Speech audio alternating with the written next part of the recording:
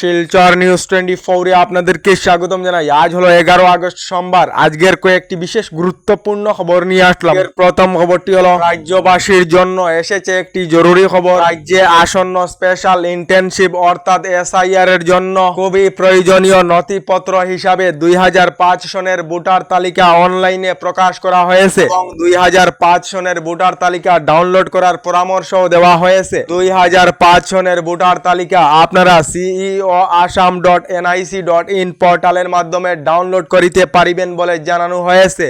এদিকে ভারতীয় রেলওয়ের তরফ থেকে একটি ভালো খবর ঘোষণা করা হয়েছে। এবার থেকে রিজার্ভেশন টিকিট করা সকল লোকেরা 20% কম দামেতে রেলের টিকিট করিতে পারিবেন বলে জানানো হয়েছে। তবে এই 20% কমের লাভ শুধুমাত্র যে সকল লোকেরা একসাথে যাওয়া এবং আসার টিকিট করবে সেই সকল লোকেরা রেলের রিজার্ভেশন টিকিট 20% কম দামেতে লাভ করিবেন বলে রেলওয়ের তরফ থেকে জানানো হয়েছে।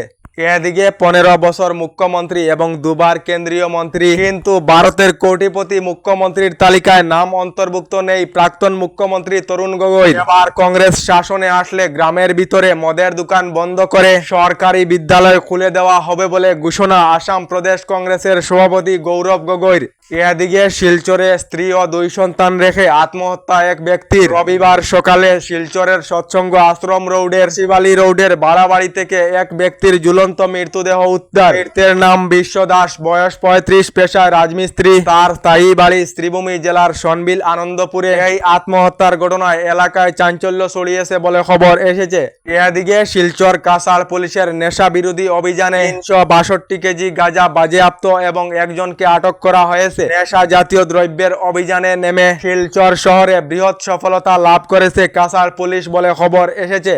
এদিকে আবার ভারতকে পারমাণবিক আক্রমণের হুমকি পাকিস্তানের। ভারত সিন্ধু নদীতে বাঁধ নির্মাণ করিলে ভারতের উপর 10টির অধিক মিসাইলের আক্রমণের হুঙ্কার পাকিস্তানের। আমেরিকা থেকে ভারতকে হুমকি পাকিস্তানের সেনাপ্রধান আসিম মুনিরের বলে খবর এসেছে। এদিকে রাজ্যের আবহাওয়া বিজ্ঞান কেন্দ্রের তরফ থেকে সতর্কবাণী জারি করা হয়েছে। বরাক উপত্যকার 3টি জেলা সহ রাজ্যের 19টি জেলায় শিলাবৃষ্টি ও ভারী বৃষ্টিপাতের সম্ভাবনা রয়েছে, যার জন্য কাছাড়, হাইলাকান্দি, শ্রীভূমি জেলা সহ রাজ্যের 19টি জেলার জন্য ইয়েলো অ্যালার্ট জারি করা হয়েছে। আপনাদের এলাকাতে বৃষ্টি কেমন হচ্ছে কমেন্টে নিশ্চয় জানাবেন। এদিকে দেশের বেকার যুবক যুবতীদের জন্য এসেছে একটি ভালো খবর। যুবক যুবতীদের জন্য কেন্দ্রীয় সরকার থেকে পিএম ইন্টার্নশিপ যোজনা আরম্ভ করা হয়েছে। আর পিএম ইন্টার্নশিপ যোজনায় কিছুটা পরিবর্তন নিয়ে আসা হয়েছে, যার ফলে এবার থেকে নিম্নতম 18 বছরের যুবক যুবতীরা পিএম ইন্টার্নশিপ যোজনায় আবেদন করিতে পারিবেন এবং 1 বছর পর্যন্ত যুবক যুবতীরা ইন্টার্নশিপ নেওয়ার জন্য প্রতি মাসে 6000 করে টাকা লাভ করিবেন। তার সঙ্গে দেশের বিভিন্ন কোম্পানিগুলিতে যুবক যুবতীরা চাকরির সুবিধা লাভ করিবেন। যুবক যুবতীরা পিএম ইন্টার্নশিপ যোজনার অফিসিয়াল সাইটে গিয়ে আবেদন করিতে পারিবেন বলে জানানো হয়েছে। এদিকে এসআইআর এর নামে পিছনের দরজা দিয়ে আবার এনআরসির চেষ্টা করা হচ্ছে আসামে। তার জন্য বাঙালি হিন্দু মুসলিমদের সতর্ক থাকার আহ্বান জানিয়েছেন তৃণমূল কংগ্রেসের সাংসদ সুস্মিতা দেব। এদিকে আমি গরু চোর শুনেছিলাম, কিন্তু এবার নতুন করে বুট চোর বেরিয়ে এসেছে। এবার বুট চোরদেরকে আসামে ঢুকতে দেওয়া হবে না বলে জানিয়েছেন সাংসদ গৌরব গগৈ।